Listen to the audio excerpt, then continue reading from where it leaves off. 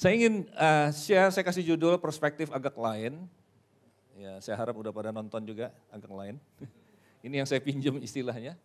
Karena saya melihat ada hal yang sangat indah di dalam Alkitab yang kadang-kadang kita overlook. Overlook itu artinya harusnya kita lihat tapi kita nggak lihat gitu loh. Padahal itu ada berita yang sangat indah. Nah, yang diperlukan untuk melihat Alkitab sehingga menjadi indah adalah sebuah perspektif. Sudah pernah nonton film 3D? 3D ya kan? Kalau nonton film 3D harus pakai apa? Harus pakai kacamatanya kan? Yang merah hijau atau merah biru gitu kan.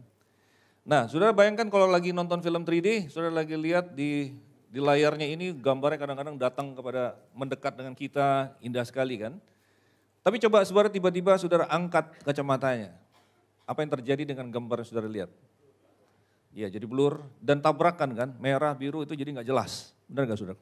Nah, kadang-kadang kita membaca Alkitab khususnya di Perjanjian Lama tanpa kacamata 3D, tanpa perspektif Injil, tanpa perspektif yang saya label hari ini perspektif agak lain ini, gambarnya menjadi pudar atau rusak.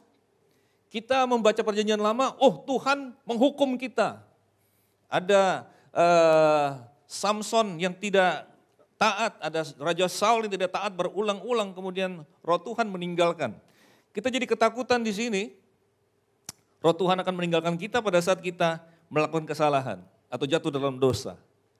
Kita lupa, kalau kita membaca Perjanjian Lama, kita harus pakai kacamata. Kacamatanya adalah kayu salib, Kristus. Baru gambarnya menjadi indah. Kita menyadari bahwa di Perjanjian Baru ini sebenarnya Tuhan menjanjikan bahwa dia beserta dengan kita selama-lamanya. Barang siapa yang percaya Roh Kudus tinggal dalam kita, Efesus 1 mengatakan Roh Kudus adalah jaminan. Di Yohanes 10 dikatakan kita ada di tangannya Tuhan Yesus dan di tangannya Bapa, kita aman di dalam dia. Tuhan Yesus juga di Amanat Agung mengatakan aku beserta denganmu sampai kesudahan zaman. Nah itu baru indah kalau kita pakai perspektif yang saya sebut agak lain pada pagi hari ini. Saudara mau dengar? Amen? Amen. Nah, saya tuh katanya ibadah kedua boleh lebih panjang firmannya, boleh? Benar. Jadi katanya saya boleh sampai jam 1, jam 2 gak apa-apa, gimana? Gak apa-apa saudara. Coba katakan pada sebelahmu, saya senang kamu duduk di sebelah saya, bilang. Ya. Amen. Karena saya tuh, kalau boleh saya mulai dengan satu kesaksian, karena saya kalau di Pluit ini saya jadi ingat sesuatu.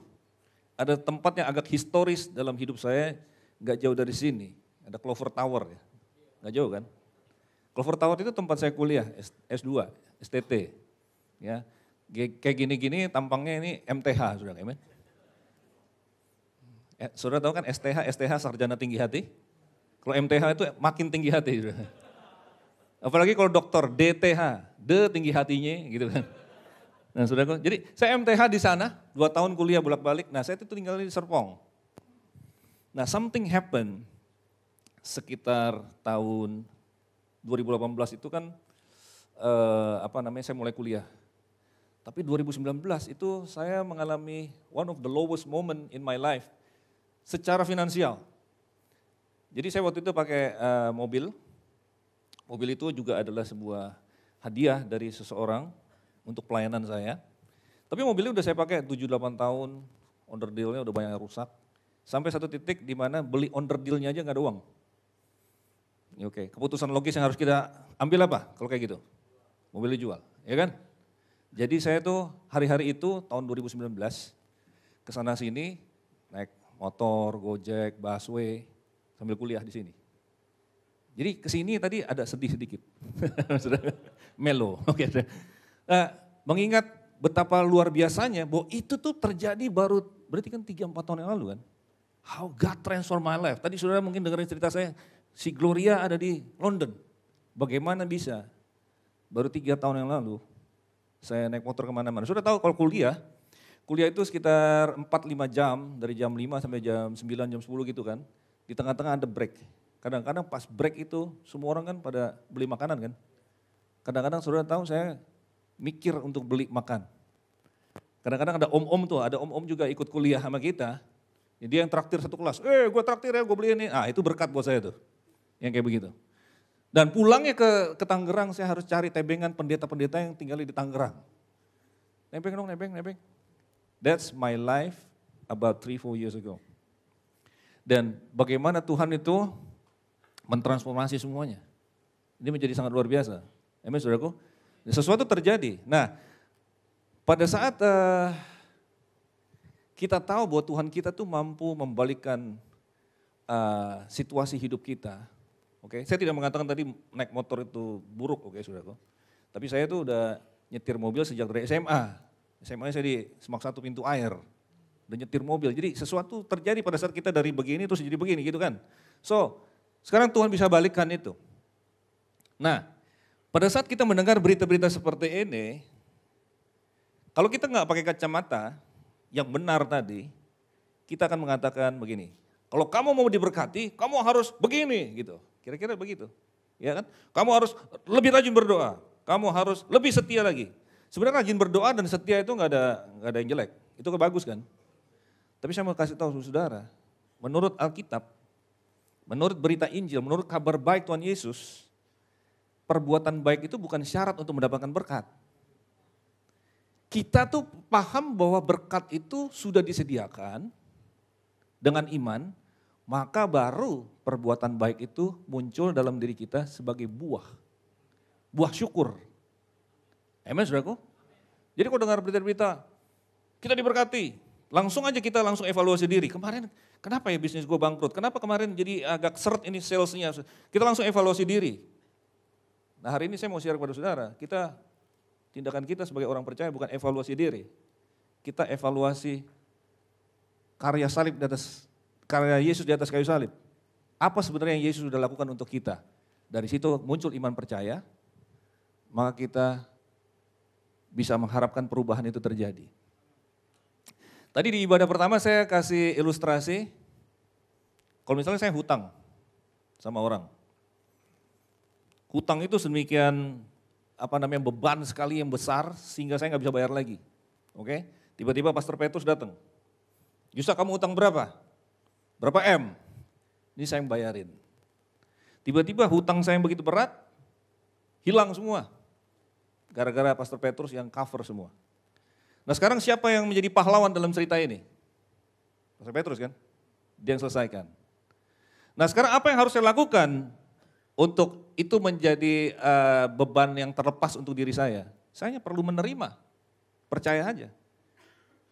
Kalau hutang kita udah lunas, saya masih perlu nyicil lagi gak besok bulan depan? Tidak kan, sudah selesai. Itu yang Tuhan Yesus katakan di atas kayu salib, sudah selesai. Nah, apa yang kita harus lakukan sebagai orang percaya adalah mempercayai Sang Penyelamat kita, apa yang Dia sudah lakukan untuk kita dan menikmati di dalamnya. Nah, sekarang kita baru masuk ke cerita yang Daud dan Goliat ini. Ini kan gambarnya Daud dan Goliat. Siapa yang udah dengar Daud dan Goliat sejak dari sekolah minggu? Iya kan? Dan biasanya kalau kita dengar cerita Daud dan Goliat, selalu saja kita disuruh jadi Daud. Disuruh mengalahkan raksasa. Sebenarnya nggak ada salahnya juga untuk kita mengalahkan raksasa dalam arti konteks motivasi, ya kan? Kalau kita ada anak kita, besoknya mau pertandingan lawan tim juara. Anak kita baru, jadi tim underdog kan. Kita semangati anak kita, ayo nak, atasi ketakutan kamu, kalahkan raksasamu. Besok kamu mampu, bisa. Orang yang nggak termotivasi, menjadi termotivasi itu kan bagus, ya kan? Orang yang pikiran negatif jadi positif itu kan bagus. Tapi di dalam Alkitab itu ada kode tersembunyi, ada message tersembunyi di bawahnya lagi, yang lebih dalam lagi. Nah pada saat kita memahami cerita Daud dan Goliat, sebenarnya kita tidak disuruh jadi Daud. Nah ini yang saya akan bagikan pada saudara hari ini, adalah ayat-ayat untuk membuktikan bahwa kita dalam cerita itu bukan Daudnya. Kita adalah tentara Israel yang ketakutan di belakang Daud. Daud dalam cerita ini adalah Kristus. Kristuslah yang mengalahkan Goliat, yaitu iblis. Kita tadinya ketakutan sebelum Daudnya datang. Daud kan datang di hari ke-40 kan, sudah tahu ceritanya? Orang Filistin dan orang Israel kan berperang, mereka berkemah berhadapan di dua bukit, di tengahnya ada lembah namanya lembah Ela. Selama 40 hari Goliat berkata, kita ini pasukan lawan pasukan, nggak usah lah kita pasukan lawan pasukan. Pilih satu orang aja. Satu orang lawan satu orang aku. Dia kan pede banget, dia tingginya 3 meter, siapapun yang jadi wakilnya Israel dia pasti menang. Benar gak saudaraku? Jadi dia bilang pilih satu orang aja. Tapi kemudian Daud datang. Saudara tahu Daud datang kemudian Daud menang kan? Ini cerita sekolah minggu kita. Saudara tahu gak? Kemenangan Daud menjadi kemenangan Israel. Orang Israel yang ketakutan tadinya di belakang Daud, dia bilang, kita udah menang bro. Gimana caranya kita bisa menang? Kita nggak ngapa-ngapain, belum cabut pedang, belum ngapa-ngapain, belum nombak, belum ngapa-ngapain. Ya, karena Daud menang, kita semua menang. Nah ini yang saya mau jelaskan kepada saudara pada hari ini, supaya kita pulang dari sini, semua jemaat LGF tahu bahwa kemenangan Kristus sudah menjadi kemenanganmu. Haleluya. Engkau tidak dituntut, engkau tidak disuruh begini sebagai syarat, tapi engkau disuruh menerima, menikmati dengan iman apa yang Kristus sudah lakukan buat kita. Jadi ayatnya ini saudaraku, di 1 Samuel 17, si Goliat mengatakan pilihlah seorang bagimu. Ya, sisanya itu tadi yang saya sudah ilustrasikan. Biarlah ia datang kepadaku dan seterusnya. Jadi pilihlah seorang, semua katakan sama-sama seorang. Ya, satu orang aja. Dan ternyata apa yang Goliat katakan ini adalah sebuah prinsip yang penting di dalam Alkitab. Karena Alkitab ternyata berisi sistem perwakilan. Bahwa apapun yang terjadi pada kita, itu kita cuma ngikutin apa yang ada satu orang di atas kita sebelum kita sudah lakukan. Kita tinggal ikut sama dia. Dari mana bisa tahu itu? Di perjanjian baru ada gak ayatnya? Ada. Roma 5 ayat 19. Sebab sama seperti melalui ketidaktaatan satu orang, semua katakan sekali lagi satu orang, banyak orang telah dibuat berdosa. Nah siapa satu orang yang tadi? Gara-gara satu orang semua jadi pendosa. Siapa? Adam. Tahu gak saudara bahwa kita ini manusia, sejak lahir kita sudah pendosa. Pendosa itu identitasnya. Perbuatan dosa itu adalah sebenarnya justru menyusul. Identitasnya, kodratnya, naturnya sudah pendosa waktu kita sejak lahir. Bukti terhadap hal ini adalah anak-anak kita egois, pemarah, bohong tanpa kita ajarin. Benar gak? Yang masih ingat-ingat dulu waktu anak-anak kita kecil. Saya kalau tanya saudara kapan pertama kali saudara bohong, saudara udah lupa. Amen. Kecil banget. Makan udah habis belum? Udah, padahal belum. Ya kan? Ini ayam siapa punya? Ini udah habis. Iya, padahal itu ayam yang kita belum habisin kita taruh di piringnya adik kita. Ya kan? Nah, saya tanya sama saudara, singa punya anak, baby singa atau baby macan, kita bisa sebut gak baby macan itu binatang buas? Padahal belum pernah makan daging, baru lahir. Yes, kenapa? Karena naturnya. Nah, agama-agama di dunia mengatakan bahwa manusia itu pada dasarnya baik. Ini yang Kristen progresif nggak ngerti, saudara. Dia sama dengan orang-orang agama di dunia. Manusia itu pada dasarnya baik, dia tinggal diajarin, dikasih hukum-hukum, diancam-ancam kalau dosa masuk neraka, bla bla bla, diajarin, dididik, lingkungan yang benar, pasti ntar jadi baik. Semoga berkenan. Ya kan? Tahu gak saudara, Alkitab tidak mengajar demikian. Alkitab persis terbalik. Manusia pada dasarnya adalah jahat. Itu yang Alkitab ya. Sejak lahir sudah ada dosa. Ayatnya ini gara-gara ini. Sama seperti ketidaktaatan satu orang. Dengan segala akibat yang upah dosa adalah maut. Dan maut itu berarti juga sakit penyakit, penderitaan, ketidakadilan. Orang bisa tipu sama kita. Banyak sekali. Kesengsaraan penderitaan hidup gara-gara dosa. Ya kan? Saya mencurigai nanti di surga itu Adam itu tinggalnya di klaster khusus yang ada penjagaan khususnya saudaraku. Karena kita mau sambitin rumahnya, amen. Gara-gara lu sih, amen. Gue jadi menderita di fluid ini, amen. Ya kan? Nah, gara-gara satu orang, nah tapi ada kelanjutannya, tidak berhenti di situ. Demikian pula melalui ketaatan satu orang, banyak orang akan dibuat menjadi benar. Nah siapa satu orang yang kedua ini? Tuhan Yesus. Nah itulah Injil. Tuhan Yesus datang untuk mereverse, memutarbalikkan kegagalannya Adam. Sebab itu di ayat yang lain dikatakan dia adalah Adam terakhir. Bukan Adam kedua tapi Adam terakhir. Jadi apa yang Adam sudah gagal, Tuhan Yesus pulihkan.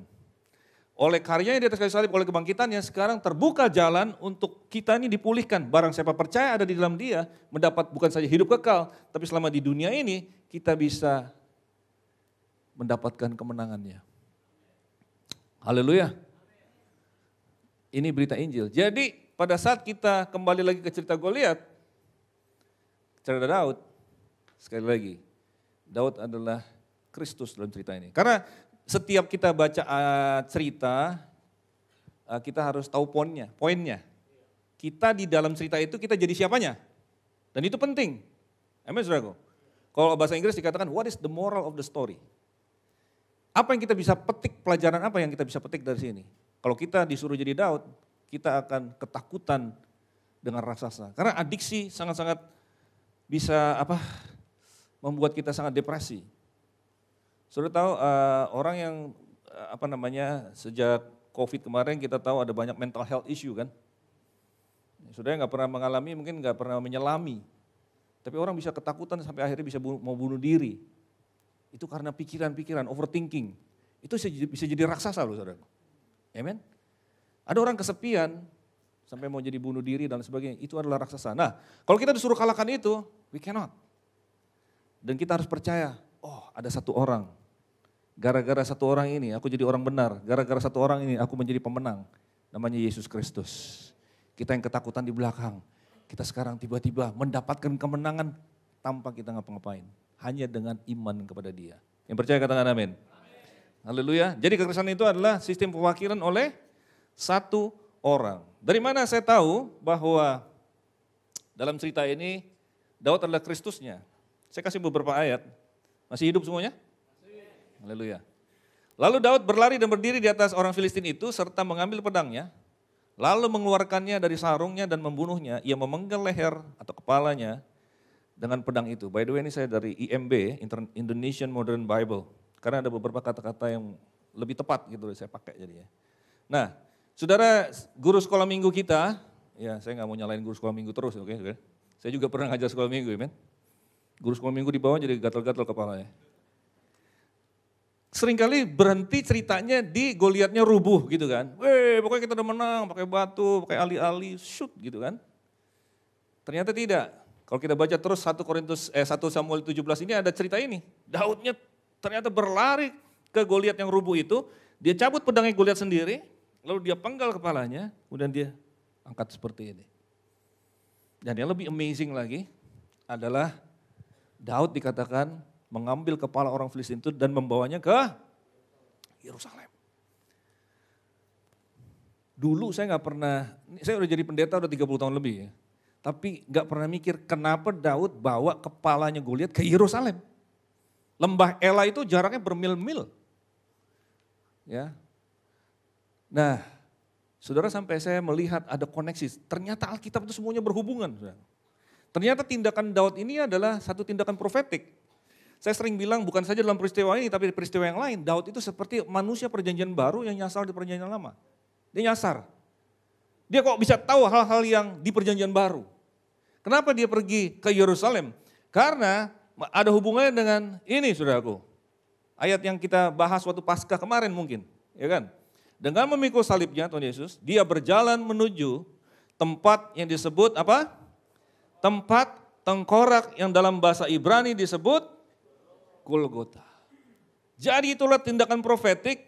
Saya percaya Daud itu adalah tindakannya untuk menggenapi tindakan the greater son of David, putra Daud yang lebih mulia itu, bukan Salomo, tapi Yesus Kristus yang akan datang 1000 tahun sesudah Daud, karena dia tahu di tempat yang sama, Kristus Sang Mesias akan memijakkan kakinya, digantung di atas kayu salib, menggenapi nubuatan Kejadian 3 ayat 15, di mana benih dari para perempuan itu akan meremukkan kepala si ular, si iblis di bawah kakinya. Ternyata tempat itu sejak Daud taruh disebut Bukit Tengkorak dan itulah Golgota. Golgota itu saya aja baru ngeh, terdiri dari 2 kata, Goliat dari Gad. Gol Gad. Goliat, Gad. Karena dia kampungnya memang di Gad, di tanah Filistin. Dari sini saya tahu, di dalam cerita itu, Daud adalah Yesusnya. Amen. Haleluya. Siapa yang pernah ke Israel, yang pernah ke Yerusalem? Saudara tahu Yerusalem sebuah kota yang dikelilingi oleh perbukitan. Oke. Di sana itu area bukit yang sama tapi kadang-kadang ada puncak-puncak yang berbeda begitu aja. Dan ternyata itu semua di area-area yang sama, di tempat Golgota ada, di situ juga Bait Salomo didirikan. Setelah dirubuhkan oleh Nebukadnezar, dibangun lagi oleh Ezra dan Nehemia, direnovasi oleh Herodes. Waktu kita baca Matius, Markus, Lukas, Yohanes, Tuhan Yesus pergi ke Bait Allah, itu semua di sekitar-sekitarnya area yang sama. Amin, saudaraku? Kalau sudah berdiri di sana di tembok ratapan, atasnya kan ada Masjid Al-Aqsa, sudah tengok ke arah utara gitu, sudah lihat Golgota. Dan lebih amazing lagi, Bukit Moria, waktu Tuhan mengatakan kepada Abraham di Kejadian 22, ambillah anakmu yang tunggal, anakmu yang kau kasihi, yakni Ishak. Pergi ke Bukit Moria, persembahkan. Sudah tahu itu adalah spot yang sama, tempat yang sama. Tempat Bait Salomo, tempat dekat Golgota. Jadi semuanya ini berhubungan, semuanya profetik, semua adalah cerita tentang Injil. Amin, saudaraku. Menggenapi nubuatan dari awal sekali. Benih perempuan itu meremukan kepala si ular. Yesus di kayu salib dikatakan ular itu memagut tumitnya. Artinya dia menghancurkan tubuhnya Yesus. Tapi Yesus meremukan kepalanya. Hari ini raksasa-rasamu telah diremukkan di bawah kaki Kristus. Depresimu, kekuranganmu, kutukmu, semua yang kau lihat sebagai celaka, semua yang diarahkan kepadamu, semua telah dikalahkan di atas kayu salib. Bahkan penyakitmu, hari ini saya berdoa, disembuhkan. Haleluya. Amen. Itu berita baik. Bukan tentang syarat-syarat kamu harus ngapain-ngapain. Hari ini beritanya untuk Pluit tahun 2024 adalah kemenangan Kristus telah menjadi kemenanganmu dengan iman pada hari ini. Yang percaya katakan amin, berikan suara kemuliaan bagi Tuhan kita. Inilah Injil. Amin, saudaraku. Injil itu berita baik.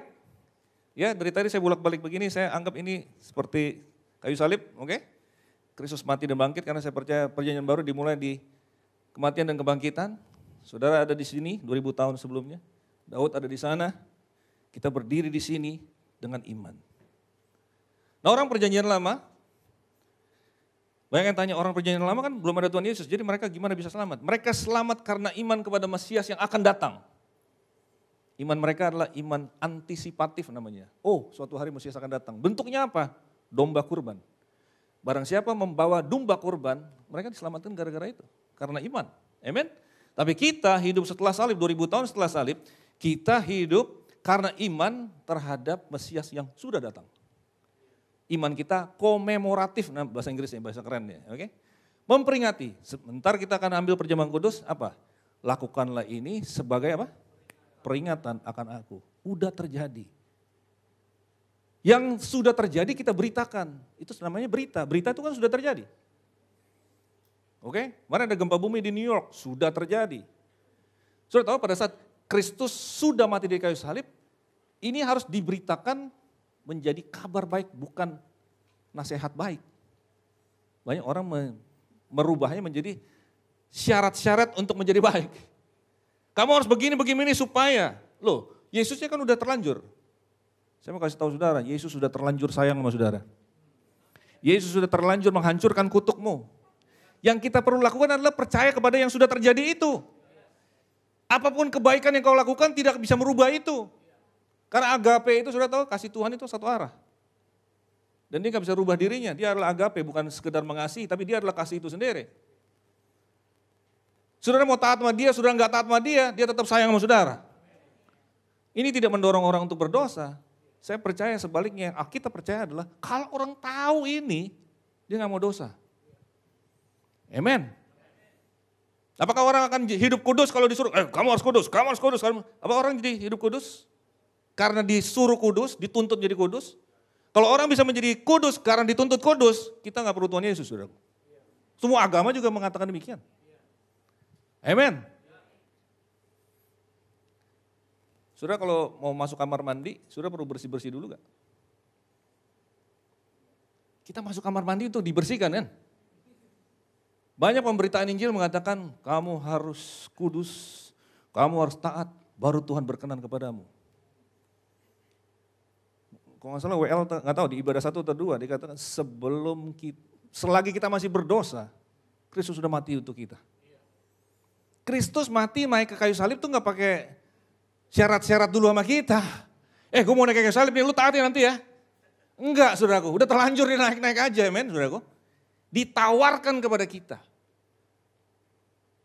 Ya ini kalau gereja memberitakan wrong message, pesan yang salah, itu yang ditangkap dunia. Oleh sebab itu kita dengar anak-anak muda misalnya kita injili. Saya belum siap dibaptis. Kenapa? Ya saya masih ada adiksi seperti ini. Loh, kalau kamu bisa patahkan adiksimu tanpa Tuhan Yesus, kamu gak perlu Tuhan Yesus. Kamu datang kepada Tuhan Yesus apa adanya. Nanti di dalam Kristus kamu diubahkan.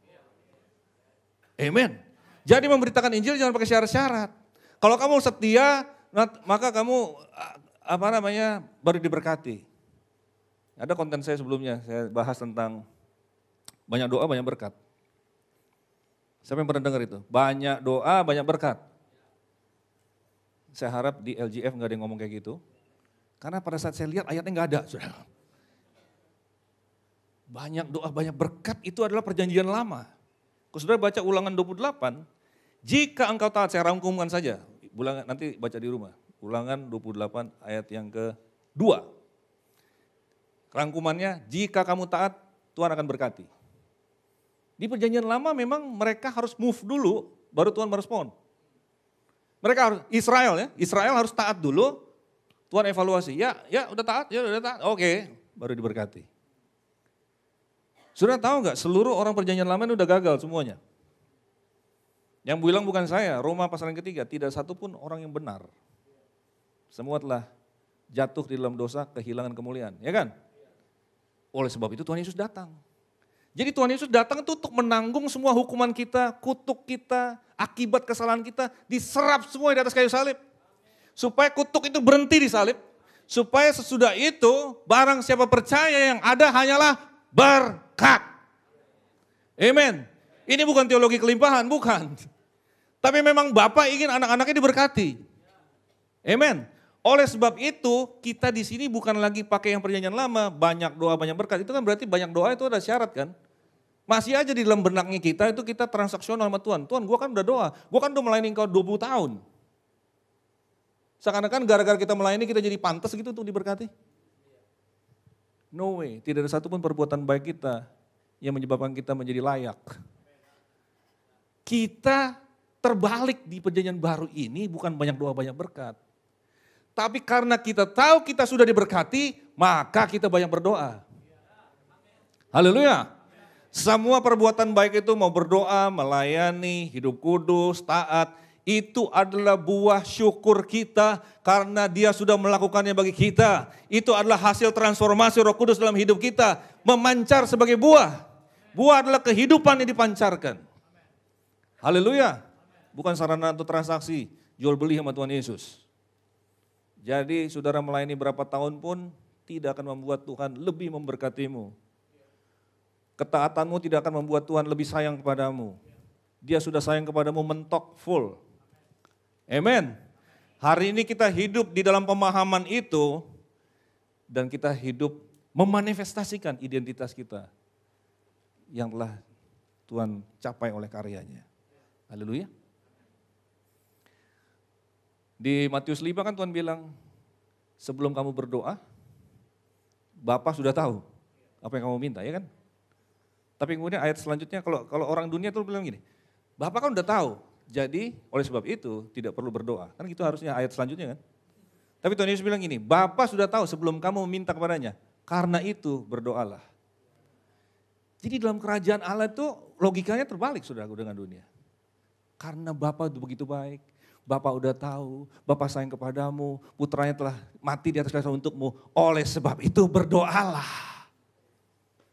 Haleluya. Amen. Berdoa ngapain? Doanya kita orang perjanjian baru apa? kesepakatan dengan Tuhan, deklarasi. Syukur, amen. Terima kasih aku sudah diberkati, terima kasih aku sudah sembuh, terima kasih anak-anakku kau jagai. Kayak gitu kan. Yang di perjanjian lama dan di agama-agama yang lain, semoga engkau lihat ini amalku. Semoga engkau, puasanya tadi aku udah tambah kan. Semua berpusat pada dirinya sendiri. Tapi berita perjanjian baru bukan berpusat pada pencapaian kita, performance kita, kebaikan kita. Tapi berpusat kepada Kristus. Kembali kepada perspektif yang lain tadi, pusatnya kita bukannya apa yang tentara yang ketakutan itu lakukan, tapi apa yang Kristus sudah lakukan. Karena apa yang dia lakukan dan dia capai kemenangannya menjadi kemenangan kita. Haleluya. Amen. Katakan kepada sebelahmu, kamu sudah diberkati, katakan. Yes. Oleh sebab itu kita lebih paham sekarang kalau dikatakan kita lebih dari pemenang. Kenapa? Ada yang merah itu, oleh Dia. Semua katakan oleh Dia. Yang telah mengasihi kita. Amen. 2000 tahun kemudian kita nengok komemoratif, menjadi peringatan. Oleh Dia yang telah mengasihi kita di atas kayu salib, di Bukit Golgota. Aku sekarang lebih dari pemenang. Karena raksasaku, Goliatku sudah dikalahkan oleh Dia. Amen. Haleluya, that's sangat simpel kan? Tapi kalau beritanya terbalik, menjadi depresi. Evaluasi diri. Tidak, hari ini kita sudah menang oleh Dia. Pemain musik bisa maju ke depan karena saya ingin tutup dengan ini. Barang siapa mengalami kekurangan mungkin seperti apa yang saya alami 2019 yang lalu. Sebab kamu mengetahui anugerah Tuhan kita Yesus Kristus. Bahwa meskipun Dia kaya, namun karena kamu, gara-gara kamu loh, Dia menjadi miskin. Kapan Tuhan Yesus miskin? Di atas kayu salib. Tidak ada bajunya. Jubahnya dibuang undi, diperebutkan oleh orang. Dan kalau saudara lihat gambarnya itu ditutup, itu karena untuk sopan santun. Karena sebenarnya dia telanjang. Pencipta langit dan bumi yang menaruh bintang-bintang di alam semesta. Tidak punya apa-apa. Dan belakangnya sudah terrobek, tulangnya kelihatan semua karena cambuk. Dia lakukan untuk apa? Itu. Supaya apa? Melalui kemiskinannya, kamu dapat menjadi kaya. Saya tidak percaya kita semua jadi Mark Zuckerberg atau siapa itu Elon Musk. Kita tidak semua jadi crazy rich fluid. Tapi saya percaya Bapak tidak mau anak-anaknya kekurangan. Anak-anak Bapak dipelihara. Amen, diberkati, dikasih terobosan. Sehingga saudara bisa menjadi berkat bagi banyak orang. Berikan suara kemuliaan bagi Tuhan kita.